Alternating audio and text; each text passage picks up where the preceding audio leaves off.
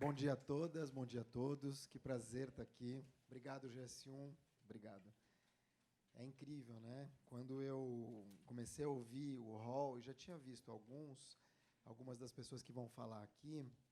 Eu fiquei impressionado porque alguns eu sigo, outros eu admiro, e alguns eu vejo alguns amigos aqui presencialmente, Davi, a esposa. Então, assim, é realmente uma conexão que a gente cria. Quando a gente começa a entrar, isso não é uma palestra, tá? É só um comentário. Quando a gente começa a entrar nessa seara de propósito, de intencionalidade, a gente começa a perceber que existe uma rede propositalmente unida. E essa questão, esse networking que a gente cria dentro desses ambientes propositivos, na questão das causas que a gente abraça, é o melhor networking. Claro que aqui existe um híbrido, a gente está falando de comunicação, de propósito, de trabalho, de empreendedorismo, mas o empreendedorismo com esse cunho também de empresas melhores para a nossa sociedade, ele acaba criando uma egrégora, ele acaba criando uma junção de pessoas que estão ali por uma mesma intenção. E isso é muito forte, porque, na verdade, é o que fica. Se você se junta com um monte de gente só para pensar em dinheiro, não são relações que se estabelecem e ficam. Se você se junta para uma intenção de melhora do mundo, automaticamente, você pode nem fazer dinheiro naquele momento, ou nem essa ideia, mas certamente você vai cruzar com essas pessoas. Então, a Cat Shepazian, por exemplo, ela está aqui? Acho que ainda não, do Flores para Refugiados, eu trabalhei com ela no Jornal da Tarde, como jornalista. Depois que eu vi que ela faz um projeto com a filha, é isso, né? E eu fiquei muito bem impressionado. O Morris Litvak, do Maturi Jobs, eu fiz uma live com ele semana passada. Depois a gente almoçou, a gente nem se conhecia. A gente faz parte da mesma comunidade judaica, mas eu sempre admirava ele. A Aliança Empreendedora, eu indiquei uma colaboradora minha, uma funcionária boliviana, para ser participante lá. E vários outros, né? Muito legal. E eu acabei de ver na porta também aqueles cactos à venda, e o rapaz me falou, a gente vende há 1 ano e meio, nunca tomou um cano. Nunca tomou um cano, ou seja, as pessoas dão dinheiro, pegam o produto e não burlam. Então, você vê, é uma questão de confiança. E confiança é uma das palavras do ano mesmo, está muito ligada à questão da comunicação. Nessa semana, eu escrevi um artigo para a Época Negócios, que a frase não é minha, é de uma menina chamada Juliana Saldanha, que fala o seguinte, e tem muito a ver com confiança. Influência não é popularidade. Popularidade é quando as pessoas gostam de você.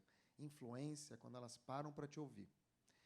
Influência é quando elas param para te ouvir. Então, para você influenciar alguém, você não precisa ter alcance. Você não precisa ter milhares de seguidores. Você pode fazer isso na tua casa, com os teus filhos, que também não é fácil, né? A gente sabe que não é fácil. Então, é muito relativo essa questão de influenciador, influenciadora. É muito fake, né? Muita gente se vendendo como gente de alcance, e quando você para ouvir, era melhor apertar aquele botão desver, né? Ou desouvir, porque não valeu a pena. Vamos começar. A ideia de hoje... Vocês gostaram do código de barra? Sabe o que significa esse número, né? Nada. Mas tudo bem, era só para conectar. O poder da comunicação na jornada do empreendedor. E aqui eu trouxe alguns números, que são números reais, porque eles são lastreados numa pesquisa. 211 milhões de brasileiros moram aqui, nesse território. A gente tem 211 milhões de brasileiros. 215 milhões de celulares. Dá para ajeitar só um pouquinho, se der o pessoal aqui da técnica, se for possível. Obrigado. Perdão. 215 milhões de celulares, ou seja, tem mais celular do que brasileiro. Desses celulares todos, 149 milhões, aliás, de brasileiros todos, estão conectados à internet, ou seja, 211 milhões de brasileiros, 150 praticamente, têm acesso à internet. Desses, 140 têm redes sociais. De 211 milhões de brasileiros, 150 milhões conectados. Desses 150 milhões conectados, praticamente todos têm rede social. Quem aqui tem pelo menos uma rede social, levanta a mão, por favor. Pois é. E desses, 130 milhões utilizam redes sociais móveis, ou seja, celular, palma da mão. Não tem mais aquela questão, vou ver o Orkut no desktop. Acabou. Você vê o teu Facebook, você vê o teu Instagram. Eu estava trocando aqui mensagens com pessoas que nem no Brasil estão. Olha que interessante. Fiz uma outra pesquisa sobre o que é um minuto na internet. Você fala, 1 minuto, 60 segundos, não é nada. Na internet é muita coisa. Acontecem muitas coisas em 1 minuto. A primeira delas é que você consegue assistir, claro, em nível mundial, quase 700 mil horas de Netflix. Isso em 1 minuto. A conta eu não sei fazer, mas foi o que eu pesquisei. São enviados 188 milhões de e-mails. A gente tem, em 1 minuto e 60 segundos, praticamente, quase 4 milhões de buscas no Google. 1 minuto, em 60 segundos. A gente tem também, vou só pedir para dar uma ajustadinha assim, a cada vez que eu mexer, eu sei que é um pouco chato, mas senão atrapalha a visão. A gente tem quase 42 milhões de mensagens sendo trocadas em 1 minuto só no WhatsApp. Esses são números do começo do ano, de institutos que levantam esse tipo de material. A gente tem 1 milhão de logs no Facebook.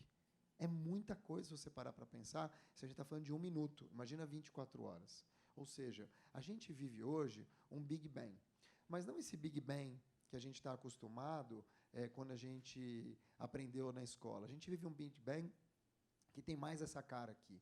Ele é mais diverso, ele é mais colorido, ele é mais aconchegante, ele é mais bonito de se ver. A gente tem uma explosão de cores, de sabores, de aromas, de diversidade, ainda que essa diversidade ainda esteja aquém do que a gente gostaria de ver, que é muito diferente do que a gente viu. E essa diversidade, ela nos coloca na cabeça diversas interrogações. Esse mundo que a gente está hoje é um mundo de demandas. A gente é demandado o tempo todo. A gente tem a nossa atenção roubada o tempo todo, pelas redes sociais, pelo WhatsApp, pelas pessoas todas. Todos nós estamos na mesma página quando a gente fala que a gente tem 24 horas. O que a gente faz com as 24 horas é que muda. Então, você fala, poxa, tem empresários de sucesso. Ontem eu vi uma frase assim, empreender é muito diferente do que empreender com sucesso. Né? O empreendedor de sucesso é muito diferente do que qualquer empreendedor. Mas o que é sucesso? Como é que a gente mede o sucesso? Para mim, por exemplo, o sucesso é estar com a minha família, estar com os meus filhos. E isso, para mim, é o maior sucesso. Equilibrar pratos e decidir quais pratos eu vou deixar cair. Porque a gente tem que deixar cair alguns pratos, senão... Então, quando a gente é demandado o tempo todo, para que a gente possa se colocar nesse mundo, especialmente quando a gente fala de empresas e empreendedores, a gente tem que centrar em 3 eixos. Isso trazendo para o campo da comunicação. Então, todos aqui, a gente viu o BI que vocês montaram, o Fred montou, em relação a quem é empreendedor, quem é empreendedora, quem tem empresa, quem não tem. Às vezes a pessoa é intraempreendedor, né, que é um colaborador que tem essa visão empreendedora dentro da própria empresa. E eu dividi essa conversa de hoje em 3 pontos. Por que 3 pontos? Porque, ao meu ver, todo mundo está acostumado, e todos nós aqui, a postar.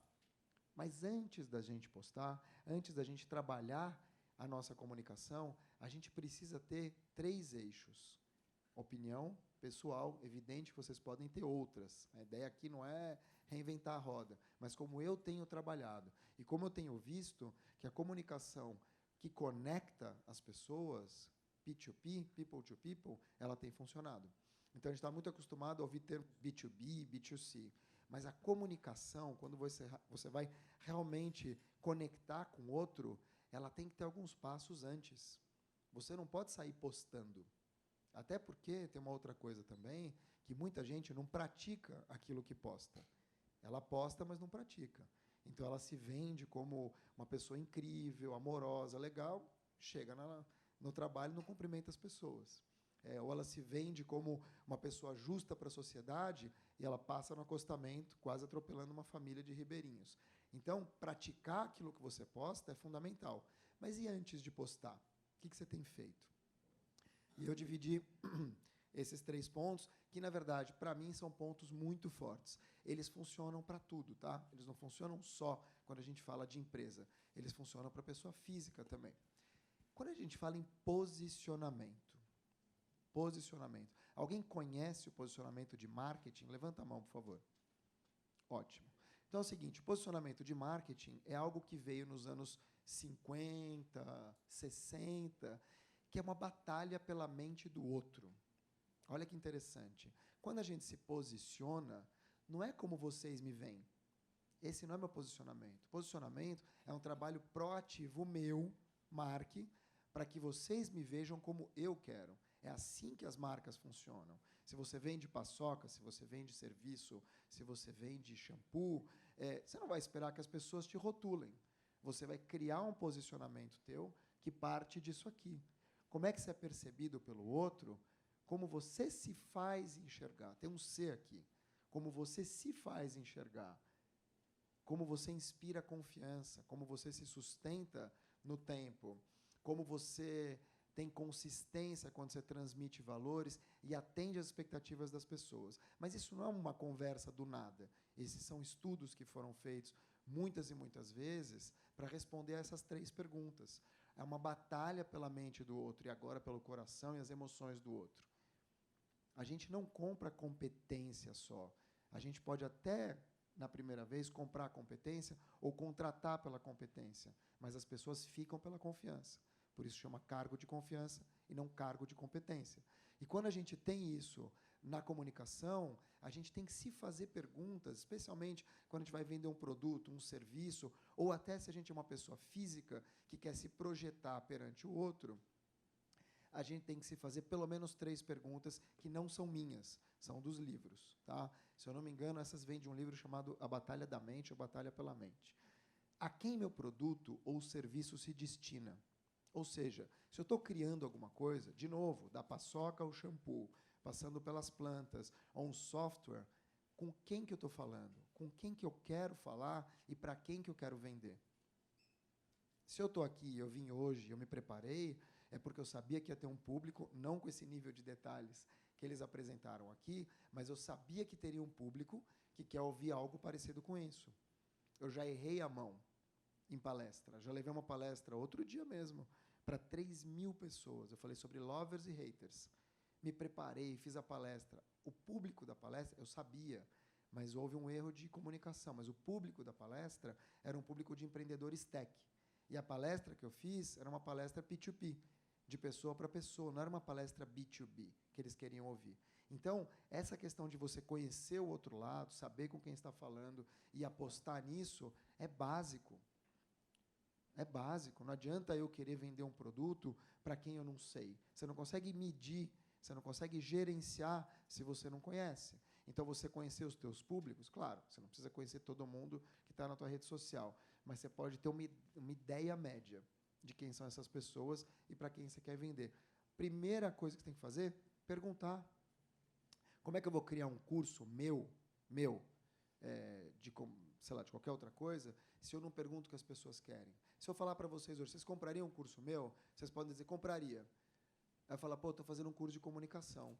Aí vocês, putz, cara, mas eu te enxergo como um cara que fala de propósito. Não vou comprar o curso. Então, o que eu estou fazendo aqui? Eu estou empurrando para vocês algo que eu quero, e vocês, como empreendedores, vocês estão empurrando aquilo que é bom para vocês, ou vocês estão empurrando aquilo que as pessoas esperam? Conhecer o público. O que vocês resolvem enquanto empreendedores e enquanto empresa? Ou seja, você conhece o teu público. Legal. O que você resolve para ele? Porque, assim, vocês não estão aqui por minha causa, nem pela GS1. Vocês estão aqui para levar o que a GS1 e o que eu e várias outras pessoas que vão passar por aqui têm para vocês protagonizarem a sua vida. Ou não é? Quem não entende isso, quem empurra aquilo que quer para o outro, automaticamente perde. Então, vocês estão aqui por sua causa, e é legítimo, para pegar o que a GS1 e todos nós que estamos aqui tem para agregar a vocês. Empreender é a mesma coisa. Você está resolvendo uma questão de alguém. É muito comum, e eu vou mudar toda a comunicação do meu site, eu sugiro que vocês façam o mesmo, quando você entra, e olha que eu faço comunicação, hein? Quando você entra no site de alguém, o que você lê? Somos uma empresa. Legal, parabéns. Somos éticos, transparentes. Maravilhoso. Nós trabalhamos, nossos colaboradores, ótimo. Aí você se pergunta, o que você tem para mim? As pessoas não falam do consumidor. Quando, na verdade, tudo que você está fazendo aqui é por uma pessoa na outra ponta. Então, a gente tem que colocar o consumidor, o leitor, o usuário, no centro dessa estratégia. cada vez mais. Mas as pessoas não fazem isso. Os empreendedores não fazem isso. Eles fazem o que é bom para eles. E aí você perde. Qual é o diferencial perante a concorrência? Então, de novo, com quem que eu estou falando? Para quem está sendo destinado o meu produto ou serviço? Segundo, qual é o problema que ele resolve? Se eu já te conheço, o que eu resolvo para você? Eu estou aqui para quê? O Fred citou um monte de empresas aqui que trabalham exclusivamente para resolver problemas do outro. O que um Uber resolve? O que um Cabify resolve? O que um Rappi resolve? Eu não sei o que eles resolvem, mas eles resolvem. Quem tem aqui, não precisa dar nome, aplicativo de táxi ou de carro no celular, levanta a mão. É isso. A gente quer, cada vez mais, resolver os nossos problemas. E aqui a pergunta final é, o que me difere da concorrência? Por que eu tenho que comprar um produto ou um serviço teu e não comprar o do outro? É atendimento? A tua commodity, ela é melhor? Você se diferencia em quê? Então, se você vende, sei lá, açúcar, o que você vai fazer? É o atendimento que te difere? É a entrega? É o jeito que você embala? Porque açúcar é açúcar. Reputação. Então, a gente falou de posicionamento, como é que eu me posiciono na mente do outro, como é que eu trabalho para ser percebido. E aí você vai criando um lastro com o tempo, chamado reputação. É bom o som aqui, né? Adorei. Alô, alô. De verdade, puro. Reputação. A reputação, na verdade, nada mais é do que um equilíbrio entre confiança, credibilidade, coerência, seriedade, tudo que está escrito aqui. Mas, basicamente, reputação, que vem com o tempo e se sustenta no tempo, é uma manutenção. É quando o teu discurso se alinha à prática. Ou seja, eu pratico aquilo que eu posto. Eu falo, mas se ninguém estiver olhando, eu vou fazer do mesmo jeito. E aquilo cria, dentro da cabeça do outro e até da tua própria, uma força que é quase inquebrantável, quase, porque as reputações também estão a poucos cliques. Mas se você tem uma reputação boa, e se você realmente faz e pratica, com o tempo, mesmo que haja um escândalo que caia sobre a tua cabeça injustamente, você vai ter os chamados advogados. Não os advogados puros, né, mas os advogados de marca, advogados de pessoas que defendem você por aquilo que você construiu, porque te conhecem, não para puxar teu saco, porque elas sabem do teu valor. E essa é uma construção, que não é do dia para a noite. A gente tem muita fumaça, né, hoje em dia, muita rede social, muita gente aparecendo, muito fogo de palha, como diziam no passado. Mas agora existe uma questão chamada transparência. Você pode enganar 2, 3, 5, 10 mil pessoas durante um tempo. Mas com a questão das redes sociais, tem pegadas digitais. Alguém está te olhando e sabe aquilo que você fez. E essa história vaza. E não é nem a Lava Jato que eu estou falando, estou falando de histórias simples. E o terceiro ponto que eu trouxe aqui, então a gente falou do posicionamento, de como é que você mantém a tua reputação ao longo do tempo, é a intencionalidade, que aqui chamam de propósito. Né? Não só nesse summit, mas em muitos lugares, ou de missão, ou os teus porquês. Simon Sinek é um autor que escreveu um livro chamado Comece pelo Porquê. Ele tem um TED, Simon, como se fala, Sinek é S-I-N-E-K.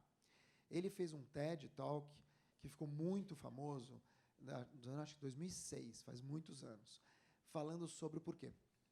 E ele diz o seguinte, 100% das empresas sabem dizer o que elas fazem. Somos uma empresa que fornece. Legal. Muitas sabem dizer como fazem. Então, somos uma empresa, nananã, nós trabalhamos da seguinte forma. Isso é o como. Mas e o porquê? Por que eu estou aqui? Eu tenho 45 anos, vou fazer 46. Nas novas gerações, estou falando de 20 anos de idade, 20, 22, 18, porque essa molecada de 18 que nasceu em 2001 já está no mercado de trabalho, geração Z, a gente está em 2019. Geração Z já está no mercado de trabalho. Aliás, é a primeira vez que a gente tem muitas gerações juntas no mercado de trabalho. Baby Boomers, X, que é a minha, Y, Millennial que é um flow ali no meio, e geração Z. 5 gerações juntas trabalhando no mercado de trabalho.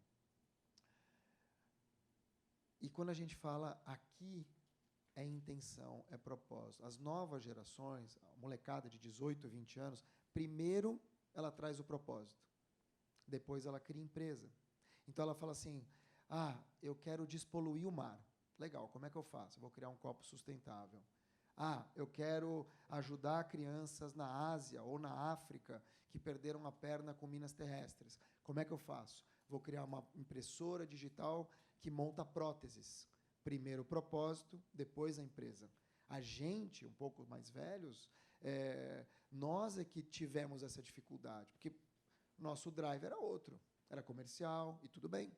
Só que a questão do propósito, hoje em dia, se você fala para um moleque assim, essa camisa aqui é uma camisa Lacoste, ele vai falar, legal, mas por que tem um jacaré? Ele não quer saber da marca, né? Moschino, ele não quer saber. Ele quer saber se isso aqui foi criado por uma mulher que tem uma tecelaria, como é que chama? Tecelagem, numa beira de rio de um córrego brasileiro, e ela alimenta a família com algodão orgânico. É isso que ele quer saber. Se isso aqui vai virar prato de comida. As novas gerações estão preocupadas com isso. Né? E que bom, que ótimo. Tanto que tem hoje até a moda agênera, né? Que você não difere entre homem e mulher. Tudo bem. O importante é a gente entender que existe um movimento. E que se a gente pensar com a nossa cabeça, de novo, o que a gente está empurrando para o outro, a gente vai perder. O que o outro quer? Eu posso oferecer? Eu posso me melhorar? E aqui, chegando já do meio para o fim, antes de abrir para as perguntas, eu queria contar um pouco para vocês de um outro lado que eu tenho, que na verdade não é um outro lado, é o mesmo lado, né? Só que ele tem uma... Como a gente falou de propósito, e me foi pedido até, muito gentilmente, para o pessoal da GS1, de também trazer esse lado, afinal, é o pano de fundo desse evento. Como é que eu tenho trabalhado a minha intencionalidade e da minha família nos hubs que eu atuo? Então, eu sou jornalista, né? Essa questão de Top Voice é uma lista que o LinkedIn fez em 2016 de pessoas que mais engajavam por texto. Então, eu pago boleto, eu tenho família, assim, não tem nada demais, tá? Top Voice, pago não boleto por LinkedIn, na vida. Porque as pessoas acham que, se é Top Voice, você não paga boleto mais. Não é isso. É uma lista, é uma lista. Claro, me deu projeção, é maravilhoso, mas eu trabalho, e trabalho muito. E não tenho nenhum contrato com o LinkedIn. Tudo que eu faço ali é para me projetar e projetar as pessoas que eu quero e as causas que eu quero. Então, não é, nossa, tem um contrato, não tem nada disso. É que é bom explicar. A lista tem 3 anos. A lista me deu muita projeção. Quando a lista me deu projeção, eu aproveitei para dar projeção para os outros. Eu sempre acreditei que quando você ganha um presente, você tem que dividir. Foi assim que meus pais me ensinaram. E influência, sempre entre aspas, que é relativo, ela é um presente que o outro te dá. É o outro que está dizendo para você, eu acredito em você, eu tenho confiança em você. Isso é um presente que você recebe. O que você faz com o presente? Ou você recebe e usa, ou você recebe e deixa de lado, ou você recebe e joga no chão, ou você recebe e faz uma besteira com ele. E eu estou tentando usar esse presente que eu recebi e recebo para o bem, que é visibilidade. Esse é um projeto que eu participo de pessoas com deficiência intelectual, chamado Serendipidade. Depois eu entrei... Esse menino é maravilhoso. Esse, nos próximos eventos da GS1, vocês têm que trazer. Ele criou uma empresa que ele sustenta a mãe, síndrome de Down, 23 anos, chama Gabriel. O nome da empresa, Downlícia. E ele faz brigadeiros, e são maravilhosos, é sério, e é ele que faz. Ele que faz, é maravilhoso. E, então, assim, primeiro ponto, aqui a gente está falando de Gaia Mais. Então, a Gaia Mais é uma empresa. A Gaia é uma empresa. Esse aqui é o Eduardo Pacífico, irmão do João Pacífico. E o João Pacífico é um cara incrível, que tem uma... Como é que eu posso dizer? Um coração enorme. Para vocês terem uma ideia, o irmão dele, o João Pacífico, ele é dono de uma securitizadora. Tem coisa mais chata que uma securitizadora? Não está gravando, não, tá? Tem coisa mais chata que uma securitizadora? Acho que não. O que ele fez? Ele começou a criar coisas paralelas na empresa, criou uma escola de inglês para crianças em vulnerabilidade, criou um hub para ajudar os próprios funcionários, foi criando coisas, criando uma cultura de felicidade dentro da empresa. Agora, no começo do ano, ele levou todos os funcionários, todos, tem funcionário com síndrome de Down, pessoal da limpeza, todos, para a Disney. Para a Disney. Porra, isso é um case mundial. 60 pessoas, gente que nunca tinha saído nem do estado de São Paulo, fez passaporte para todo mundo, deu dinheiro para todo mundo, todos viajaram para curtir. Isso é propósito. Isso é você querer ver as pessoas felizes, ou não? Ele não falou, ó, você vai para a Disney, você vai ficar mais 2 anos aqui. Ele não quer. É o irmão desse aqui. E aí eles criaram essa ONG chamada Gaia Mais, da qual eu participo como pessoa física também, e minha mulher também. Na verdade, a Gaia Mais pega crianças em situação de vulnerabilidade, em Piracicaba, oferece inglês, oferece aulas, e agora ela está oferecendo mindfulness para crianças. É bem interessante. Participo também do Instituto Êxito, de empreendedorismo, Instituto Novo, sempre, tudo pro bono, tá, pessoal? Sempre oferecendo tempo, energia e algumas coisas que eu aprendi para trocar, porque é uma troca. O Instituto Êxito latino-americano, na verdade, ele foi criado por Janguier Diniz, que é um empreendedor do Grupo Ser Educacional, para oferecer gratuitamente aulas a pessoas que não podem pagar sobre empreendedorismo. Aí você fala, bom, aula, legal. Se a menina ou o menino passar e fizer uma espécie de curso e passar nesse curso, ele pode até ser investido. Tudo grátis. Ou seja, fomentar o empreendedorismo para melhorar. Essa foi a reunião de conselho que a gente teve dias atrás. E aqui tem um ponto importantíssimo, que é um ponto de furar bolhas. Toda vez que você decide fazer o bem, toda vez que você decide intencionalmente se aproximar de pessoas que não sejam da tua bolha, você ganha. E, de novo, aquilo que eu falei bem no começo. E por que você ganha? Porque a gente está olhando para o mesmo lugar.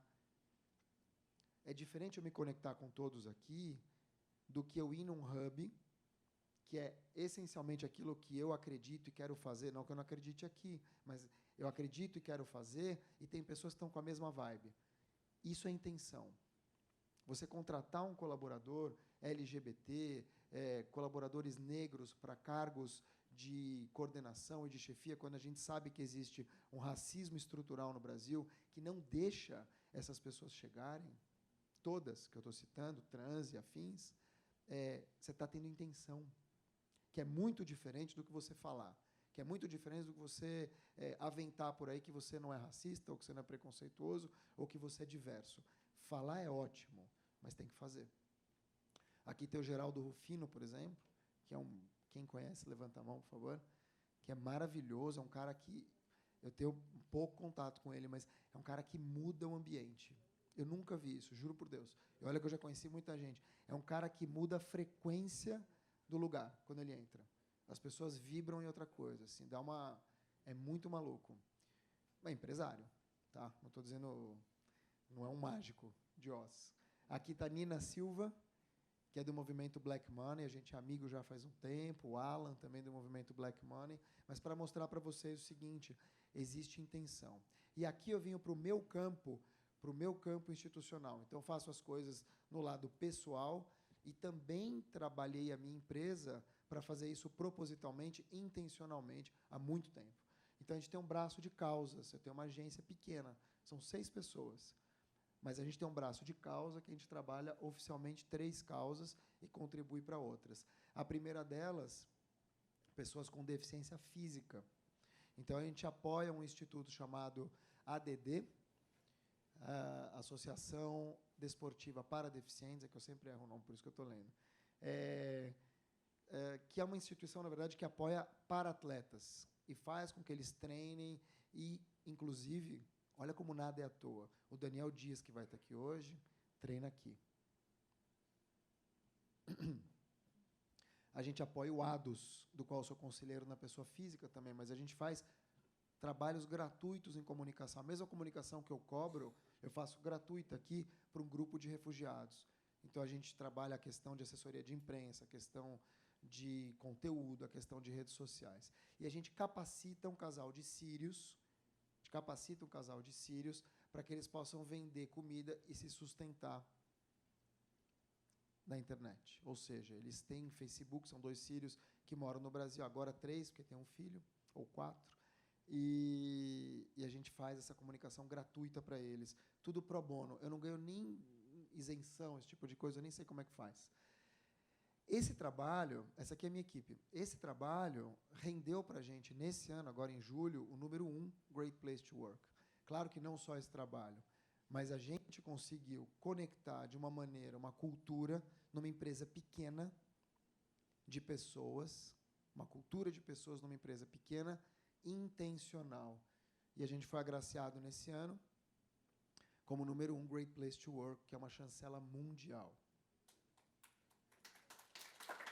Obrigado. E, por fim, a gente se certificou empresa B, que, para mim, resume tudo aquilo que eu disse aqui, em todos os campos, pessoa física e jurídica. O movimento B é um movimento em nível mundial, criado nos Estados Unidos, para falar sobre empresas de alto impacto social e sustentável. A ideia do movimento B é simples. Vamos criar empresas, não melhores do mundo, mas melhores para o mundo, que tem uma grande diferença. Como é que você quer ser lembrado? Qual é o legado que você quer deixar?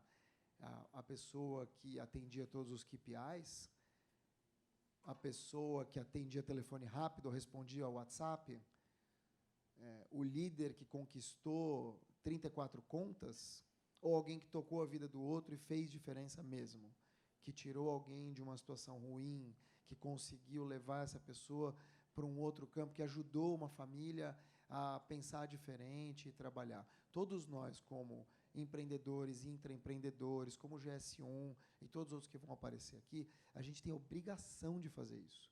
Isso não é uma gentileza. Você ajudar um país que nem o nosso, cheio de desempregado, com miséria, pessoas que não têm oportunidades, racista, transfóbico, preconceituoso, que é o país que a gente vive, isso não é ajuda, isso é obrigação. Você tem a obrigação de deixar um país e um mundo melhor para o outro. Ou você não quer. Ou quando você olha para as crianças que você conhece ou não conhece na rua, você não tem essa vontade de falar, putz, como eu gostaria que ela vivesse num mundo menos violento, menos agressivo. O que você está fazendo por isso? Se você está, muitas vezes, indo para a rede social se digladiar por causa de política, quando, na verdade, o que você está fazendo é jogar mais veneno e mais toxicidade. Então, a ideia aqui é ser uma empresa e uma pessoa melhor para o mundo, e não só do mundo. Muito obrigado. Essas aqui são as minhas redes sociais. Queria abrir para perguntas, e se não tiver perguntas, eu vou entrevistar vocês, tá bom? Por favor. Não me façam passar por isso, que é bem constrangedor. Quando você fala, sabe, para pergunta, ninguém. Sabe que uma vez eu fui dar uma palestra, tinha 700 pessoas, 700. E aí eu subi, o cara falou, esse aqui é o Mark, todo mundo conhece do LinkedIn. Então eu falei, quem me segue? Levantaram 12, assim. Aí eu nunca mais faço pergunta. Então, vocês, por favor, façam. Ufa. Deixa eu dar um abraço. Beleza. Valeu, Marco. Prazer te conhecer pessoalmente. Prazer eu sou seu seguidor no LinkedIn. Então é você, que bom. Eu sou um deles, cara. Eu sou um deles. E eu estou há 5 meses no LinkedIn. Legal. Mas a minha conta é bem antiga. Eu tenho lá, mas não fazia nada lá, né?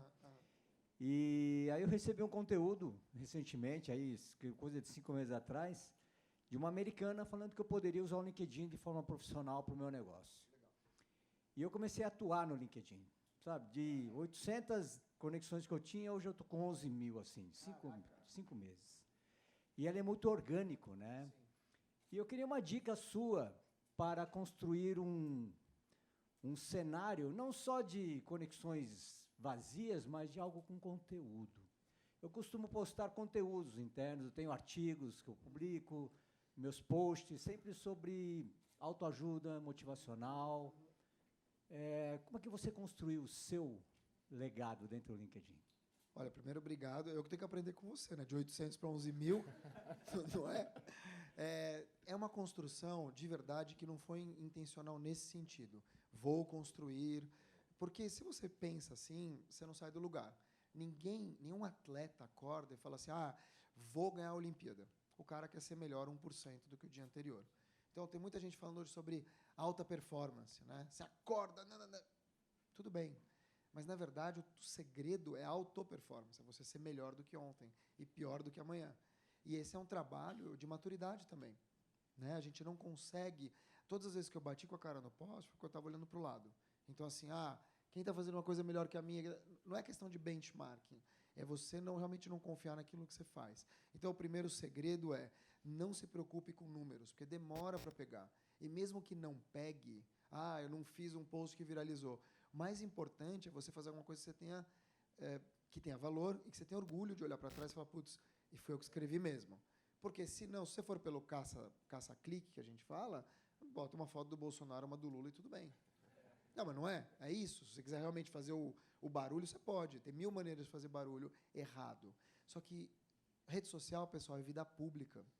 As pessoas que veem você fazendo algo errado, um barraco, quando você se perde, quando não é você, as pessoas sabem. O que elas fazem? Elas não entram para você falar assim, acho que você está trocando os pés pelas mãos, você não está indo bem. As pessoas printam, jogam no WhatsApp e falam, nossa, que barraqueiro, hein? Você viu o que ele fez? Então, assim, seja você a primeira coisa. Seja você é um conselho bobo, mas é muito difícil de seguir, porque a gente está trabalhando para ser o outro o tempo todo, né? A gente trabalha para pegar as melhores práticas e deixa de ser a gente. E eu consegui conectar quando eu fui eu mesmo. Errei, acertei, fiz um monte de besteira, mas sempre calculado. Eu sabia onde eu estava me metendo. O que é? Pensar antes de postar. Pensar antes de postar. Se eu postar isso aqui, vou dar um exemplo simples. A minha agência atendia a PUC. Todas as vezes que tinha um conteúdo que falava de igreja ou católico mais polêmico, eu nem entrava. Imagina, por que eu vou entrar para falar de cristão? Sou judeu, hein? Para falar de cristão e tal, sendo que aquela postagem pode ser printada, aquele comentário, e levado para a PUC para dizer, tá vendo? Está atendendo uma faculdade católica, mas está falando mal dos católicos por aí. Jamais. Então, tem uma contaminação cruzada que as pessoas não se ligam. Isso impede negócio, te queima, porque você nunca vai saber, que é a história da reputação. Você pode construir, mas ela chega antes que você. Então, você tem que tomar muito cuidado com aquilo que você posta, chamadas pegadas digitais, como a influenciadora que um dia foi fazer um negócio incrível pela Melicinha, em Nova York, chegou lá, levantaram um post de 2013, que ela falava que Melicinha dava chulé. Então, aquilo que você faz fica. Minha sugestão claro, precisa ter uma intenção. O que você quer? É aquela história. Como é que você quer se posicionar? Falar de autoajuda é ótimo, mas ajuda teu negócio? Eu tive uma dificuldade tremenda nos últimos anos de conectar as pessoas para falar o que eu fazia. Porque as pessoas não sabiam o que eu fazia. Não sabiam que eu tinha uma agência. As pessoas não sabiam que eu falava sobre comunicação, porque eu postava de tudo. De urubu, de verdade, de urubu a propósito. Urubus com propósito. Mas é isso, as pessoas não sabem. Então, você precisa demonstrar aquilo que você faz, como é que você faz, o porquê você faz. E claro que você não precisa ser o técnico chato. Ninguém quer uma aula todos os dias. É uma rede social. Mas uma pitada de B2B, uma pitada de B2C, e claro, você pai, você irmão, as tuas necessidades. E quando te escreverem, LinkedIn não é Facebook, aí você responde, é mesmo. Obrigado. Mais alguma pergunta? Acho que depois dessa... Não? Não aplauda, que será o meu final. Não aplauda. Obrigado. Pela resposta, merece uma salva de palmas. A resposta não. A pergunta merece uma salva de palmas. Obrigado. Conheço você, hein? Sou super fã também no LinkedIn e estou super feliz de estar assistindo pela primeira vez sua palestra presencial. Meu nome é Nayara Corrêa, eu tenho um monte de coisa, uma profissional meio híbrida. A gente chama isso de, como é que é? Geração slash.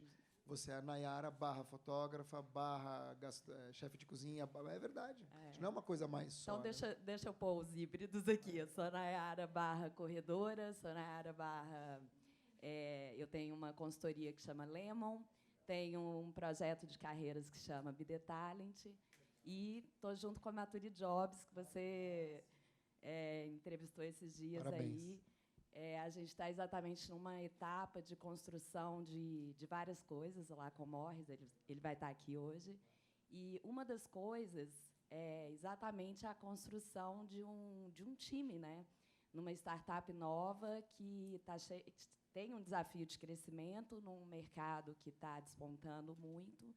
E eu queria que você falasse um pouquinho sobre essa experiência com o Great Place to Work, porque geralmente a gente olha para o Great Place e vê muitas empresas grandes, e é muito legal ver você trazendo essa história de vocês, que com um time ali de, sei lá, eu não consegui contar na foto, mas 6 pessoas, né, construir uma cultura tão coesa para ter esses benefícios, né, do Great Place. Então, queria que você compartilhasse. Vou te contar como é que funciona, então. É assim, Great Place to Work, pessoal, é uma consultoria internacional. É isso, não é uma empresa só de rankings e de selos. E ela abriu, por isso que é importante a gente estar atento ao que a gente quer. Era meu sonho ser uma empresa boa para trabalhar, boa, porque eu fui muito perseguido nas empresas onde eu trabalhei, né, como bom judeu, né? Sofri muito e prometi para mim mesmo que eu não ia reproduzir isso, né? Prometi que eu não ia reproduzir isso, que eu não ia fazer as mesmas coisas, que eu não ia ser esse cara. Este cara não sou eu. E aí montei minha agência. Começou como Eugência. Era eu sozinho, até minha mulher me expulsar de casa. Aí eu fui para um lugar, e aí tive uma colaboradora, as coisas vieram vindo. Eu tenho 10 anos nisso. Em 10 anos, tem gente virando, não unicórnio, é um celeiro de unicórnios. Mas eu não. A minha ideia não é dinheiro, a minha ideia é outra. Embora eu goste. E aí, com o tempo, eu comecei a sonhar com isso. Em 2003, eu tinha uma colaboradora que falou assim para mim, eu falei, contei a história para ela. Quando ela foi embora, ela me deu um troféu dourado, que eu até postei, de um rapaz com uma malinha, colocando melhor empresa, ela, né, colocou assim, melhor empresa para trabalhar. Quer dizer, é um sonho antigo. E aí eu descobri uma coisa que nem todo mundo sabe, que eu fico atento.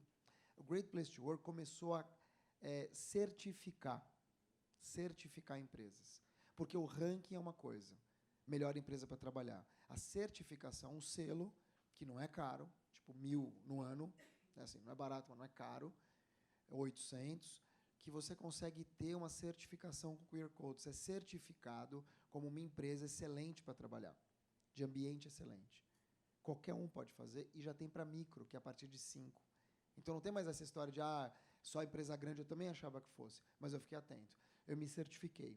Quando você se certifica, você tem direito a pleitear o ranking. E aí a gente preencheu as coisas, a gente tem muitas coisas legais de pessoas. Eu não sou o Google, não tenho puff colorido, não é isso. Mas a gente gosta de pessoas, a gente tem uma equipe diversa, a gente tem mulheres no board, a gente tem negro, a gente tem LGBT. Então é verdade, né? Não é migué. E isso tudo faz diferença na hora de você ser reconhecido como uma empresa que cuida de pessoas. E o Great Place to Work é essencialmente clima organizacional. São os colaboradores que respondem. Você gosta de trabalhar aqui? Por que você gosta? É isso. Então não tem segredo. Mas é um sonho, claro, para mim. Veja, tem gente que ganha prêmios de startups. Para mim, um prêmio ideal é esse, porque é o que a gente faz, que são pessoas, né? Obrigado, Nayara. Não precisa aplaudir tudo também, senão fica meio... Legal, Mark, show do obrigado. milhão. Muito obrigado pela sua atenção, obrigado. Agora pode aplaudir, porque acabou, tá bom? Obrigado.